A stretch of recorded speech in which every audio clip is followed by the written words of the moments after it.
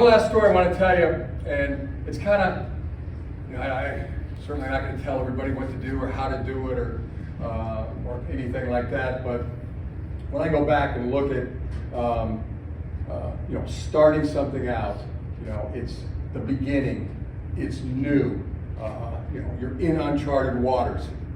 Am I going to be good enough? Just get going and attack it. When I was in Ann Arbor, Michigan, 9 years old, I was playing for the Ann Arbor Junior Packers. It's day 3 to give out the equipment and the uniforms, and they told us we were going to tackle. And I put my uniform on. I'm feeling like a football player. Look in the mirror. Jim Harbaugh, football player. We go to practice, and they set up a tackling drill. They put 2 dummies 6 yards apart.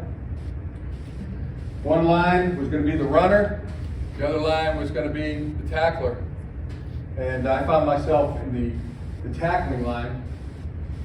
And I was 7th in the tackling line. And I did what every person who's 7th in the tackling line does. You know what that is? Count to see who's number 7 in the running line. And that's what I did. 1, 2, 3, 4, 5, 6. Oh dear Lord. I know I haven't been a great kid. I've done some things wrong, but I will be the best kid from now on.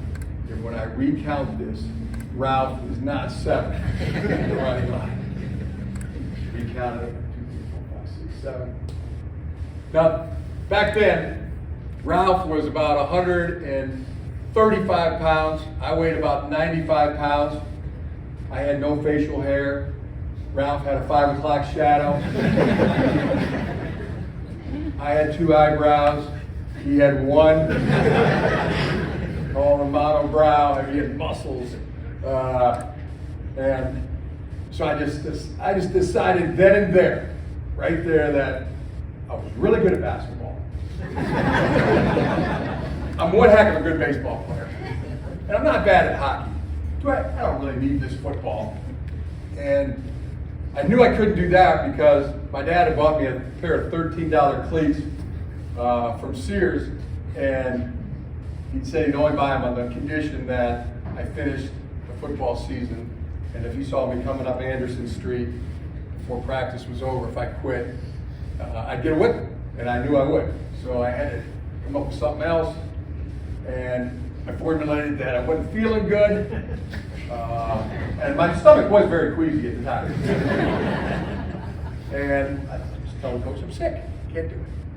I get to about 2nd in line, and the guy right in front of me tried to do the same exact thing, and the coach said, get your butt in there. So long story short, now I am in the tackling line. I'm looking at Ralph.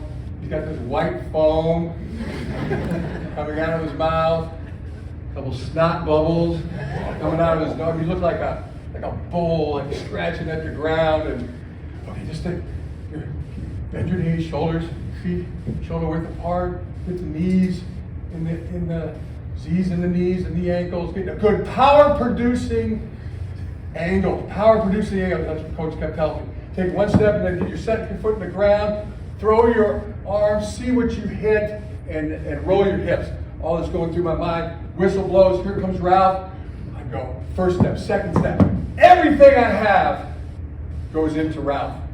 And the first thing I felt was his knee come through my sternum, lift me up into the air. I'm thinking, all my power-producing angles are gone. I need power-producing angles. And the next thing I know, my back hits the ground, my head, boom, off the ground, and he just is churning, knees driving, and I'm holding on, and he's dragging me. My shoulder pads are like a plow going through the ground, and this is a true story, by the way. I don't know if he got tired or if he stepped in a hole or what happened, but eventually he went down. And my arms are still around, and I'm saying to myself, you just made this tackle. That's a tackle. Yeah, it's a tackle. You did that. And I did not keep my eyes open, by the way. Did not do that. I closed my eyes. And when I opened my eyes, I was blind. I could not see anything. And I said, well, this is how it ends, right here. They should tackle Ralph, but this is it. This is the end of the career. I did see a circle of light. I just kind of concentrated on that and just kept focusing on it. And then I realized I wasn't blind. I was just looking out of the side of my helmet, so pretty straight.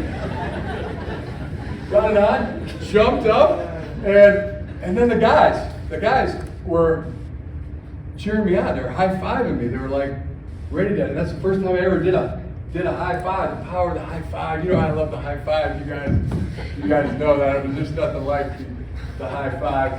And right then and there, I just fell in love with football. And knew from that day I was gonna play as long as I could, then coach, and then die. That's what I wanted to do.